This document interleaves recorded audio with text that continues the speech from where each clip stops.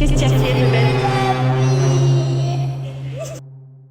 L'autre jour, j'étais en train de regarder un live sur Twitch d'une streameuse que j'aime bien. À un moment donné, elle était en train de regarder des vidéos sur TikTok, donc elle réagissait à des vidéos TikTok en live, et elle est tombée sur une vidéo d'un fameux Ruben. Une vidéo où on voit tout simplement un petit garçon âgé de 6 ans en train de pleurer. Voici la meilleure vidéo de Ruben.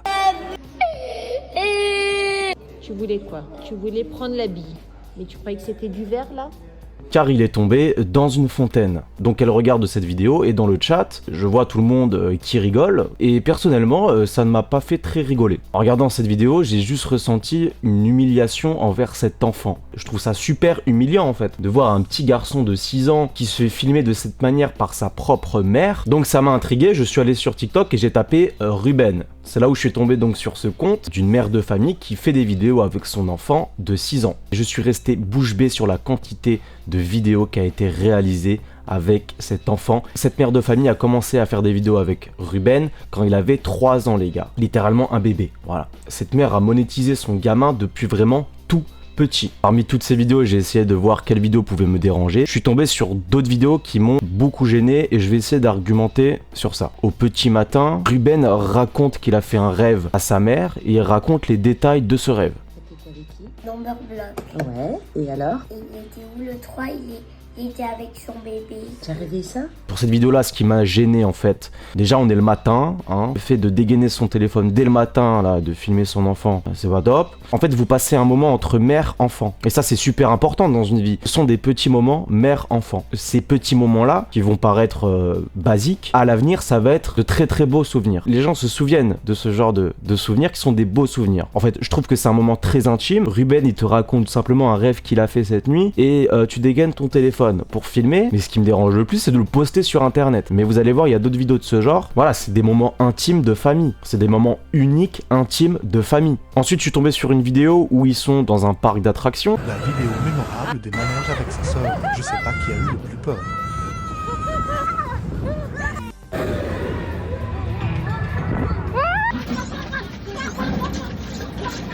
Mais c'est exactement la même chose. Vous allez dans un parc d'attractions. J'imagine que vous y allez pas tous les jours. Ça va être forcément de beaux souvenirs. Dans quelques années, vous allez reparler de ce moment. Vous allez dire « Ah bah oui, tu te souviens, on était allé à Disneyland, on avait fait cette attraction, etc. etc. » C'est encore plus de valeur, ce genre de moment. On se souvient tous avec nos familles quand on est allé à un parc d'attractions. Parce que le fait de prendre des photos et de filmer et de le garder pour soi, pour avoir des souvenirs, je veux dire, ça va, même si je préfère qu'on vive le moment à fond, personnellement, je trouve que c'est mieux de vivre le moment présent, sans le téléphone. Mais là, en fait, le contexte est que tu filmes ça, tu le filmes uniquement pour Internet. C'est-à-dire que tu te mets dans le contexte de Internet, je filme pour le mettre sur Internet. Et je trouve ça dommage, en fait. Cette mère de famille, j'ai l'impression qu'elle filme tous les moments qu'elle passe avec son enfant, elle le filme. Ruben en pleure au mariage de sa marraine partie 2. Mais pas pour soi, pas pour sa famille, pour le mettre sur internet, pour avoir des résultats, faire de l'argent, etc. On va y revenir par rapport à l'argent après. Cette mère de famille ne va pas oser filmer son fils quand il est malade. Je ne pense pas. Eh bah si. Maman, on peut faire, on va aller pour le nouvel an. Oui, mon amour, tout ce que tu veux, mon amour. Pauvre petit Ruben, il est tout malade, le pauvre. Je sais pas, il a une grippe, une gastro. Et il se retrouve en face du téléphone de sa mère pour encore être filmé pour Internet. Tout le temps. Ton gamin, il est malade. En plus, voilà, quand les enfants, ils sont malades, ils sont vraiment malades. Si tu considères que de le filmer, c'est un amusement pour lui ou ce genre de choses, je veux dire, t'as pas envie de t'amuser à ce moment-là. C'est-à-dire, ton enfant, il est malade, il va juste au lit, il boit de l'eau, il prend des médicaments, et puis voilà, il a la chiasse, il vomit. Ça se trouve, 5 minutes avant, il était en train de gerber aux toilettes. Cet enfant, en fait, il a baigné avec les caméras et internet depuis tout petit. Il peut absolument pas se rendre compte ce qui est bien ou ce qui est mauvais pour lui, puisque pour lui c'est un comportement normal. Hop, il sort des toilettes et là il voit sa daronne continuer son court-métrage pour internet. Non mais franchement, désolé, mais quand je vois ça, ça me gêne. Je pense pas que cette mère de famille va aller jusqu'à filmer son enfant le dimanche. Attends, le dimanche il a pas école, il peut s'amuser, il peut faire ce qu'il veut, c'est le repos pour tout le monde. Et bah si en fait, même le dimanche. Je vais à l'anniversaire et après, c'est Tata Brigitte. Je vais essayer de trouver une situation où elle va pas filmer et le mettre sur internet. Par exemple, la grand-mère de Ruben est malade, elle est à l'hôpital. Cette mère de famille Ruben décide d'aller voir sa grand-mère à l'hôpital, une visite à l'hôpital. Eh bah si les gars. Go voir mamie.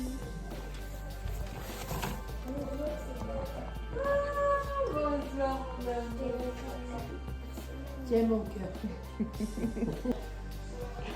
Je t'aime très fort. Pourquoi il faut lui faire un bisou? Parce que peut-être on a dit. Bah ça encore, on le voit sur ce compte TikTok, on le voit. On voit absolument tout. Pauvre grand-mère est à l'hôpital, elle a besoin de soutien, de se ressourcer. Tu y vas dans l'optique de continuer de filmer. Tu sais quoi, c'est un documentaire. Même sa grand-mère, elle a pas de répit. Moi, ça me gêne. Moi, je suis désolé, ça me gêne trop. C'est ça qui me gêne avec ce compte. C'est que n'importe quelle situation, elle filme des moments qui sont beaucoup trop intimes, personnels. Il n'y a pas de pudeur. C'est comme si ta grand-mère était à l'hôpital, tu vas la voir et puis ça y est, puis tu vas faire un petit vlog. Je suis tombé sur des vidéos où cette mère de famille explique que Ruben et elle subissent un certain harcèlement sur les réseaux. Je crois que là, on a atteint un niveau, mais un niveau très haut en bêtises humaines. Alors moi, mes parents m'ont bien éduqué. Je vais vous montrer le genre de messages que je reçois. Ce qui est très triste. Ici, on est tous contre le harcèlement. Elle explique qu'il y a énormément de trolls, d'insultes, des commentaires très osés par rapport à Ruben et que ça la gêne. On est contre ça. Qu'on soit clair là-dessus, on est contre ça, ce n'est pas normal, mais attention, vous le savez madame, que quand vous filmez votre enfant et que vous le mettez sur internet avec autant de vidéos, vous savez très bien qu'en faisant ça, vous allez tomber sur des choses horribles, sur des commentaires honteux, dégueulasses, vous le savez. Même si on est tous contre ça et que ça n'a pas lieu d'être, avant de poster la vidéo sur internet, vous savez, c'est ça que je comprends pas, c'est qu'elle le sait que ça va être toxique pour son enfant de 6 piges, elle le sait que ça va être toxique pour elle, et elle le fait quand même, et derrière elle se plaint. Et ça ne veut absolument pas dire que je cautionne ce genre de comportement.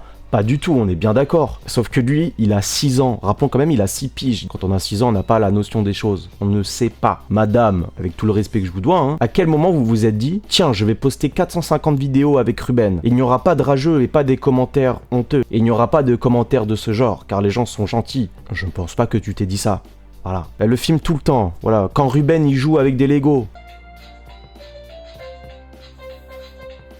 Pareil, c'est des moments qui sont super importants quand on est enfant. Quand Ruben il est en train de jouer avec des Legos, en train de s'amuser à faire quelque chose, tu fais de la vie de ton enfant une télé-réalité. C'est le terme, c'est une télé-réalité. Le seul moment où tu vas pas le filmer, c'est quand il va faire sa crotte. Mais c'est comme dans Secret Story en fait. Bon les gars, on va pas se mentir, forcément, la motivation de l'argent. Certains vont me dire, mais non, mais on peut pas gagner d'argent sur TikTok, est-ce que tu racontes, c'est juste pour le fun. Bien sûr que non, maintenant on a la monétisation sur TikTok. Donc si tu fais une vidéo de plus de 1 minute et que tu as la monétisation, tu pourras toucher de l'argent. Quand on va donc sur ce compte, sur quoi on tombe? Sur des vidéos, voilà, ici 1 minute 18, c'est même pas des vidéos qui font moins d'1 minute. Et dans ce cas, on pourrait se dire, ah bon, alors elle est peut-être pas assoiffée d'argent. Sur une vidéo qui va faire 300 000 vues, elle va toucher 150 €, 200 €. Maintenant, on va parler des problématiques de tout ça, et des vraies problématiques, et les conséquences de tout ça. Déjà, le gamin, il a pas une vie comme les autres gamins. Il peut se sentir très étouffé et malheureux, tout simplement, d'être filmé tout le temps. Il va pas savoir pourquoi est-ce qu'il est pas bien. Plus il va grandir, plus il va voir que les autres enfants, c'est pas le cas. Mais moi, moi, c'est pas comme ça. Moi, quand je me lève le matin, je raconte ma vie. Après, je vais voir les commentaires. Et après, quand je joue, on fait un TikTok. Et les autres, ils font pas ça. Donc déjà, il peut s'en... Oh putain. Et aussi une problématique très importante, et ça va pas falloir le nier, c'est une vraie réalité. Quand Ruben va grandir, bon j'imagine que vous allez continuer à faire des vidéos ensemble, mais quand il va grandir, il va arriver au primaire. Quand il va grandir et qu'il va arriver au collège, quand il sera au lycée, cette vie de TikToker, d'être surexposé, cette vie qu'il n'a pas choisie, malheureusement, pourra mener à de l'harcèlement sur lui. C'est ce qui s'était passé avec énormément d'enfants qui faisaient des vidéos, notamment Swan et Neo, etc.